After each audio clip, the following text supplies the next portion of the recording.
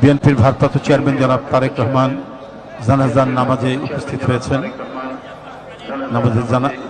নামাজে জানাজায় উপস্থিত হয়েছেন দেশনেত্রী বেগম খালেদা জিয়া, সাবেক 3 বারের প্রধানমন্ত্রী, বিএনপির চেয়ারপারসন।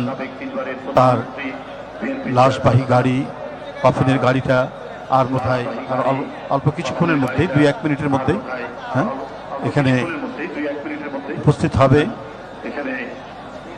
ইতিমধ্যে বিএনপির ভারপ্রাপ্ত চেয়ারম্যান এখানে উপস্থিত হয়েছেন।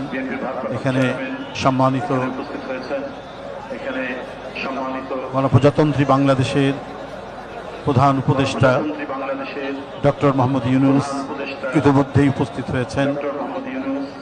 বাংলাদেশ সুপ্রিম কোর্টের চিফ জাস্টিস উপস্থিত হয়েছেন। আরও দেশের গণ্যমান্য ব্যক্তিবর্গ এখানে উপস্থিত হয়েছেন।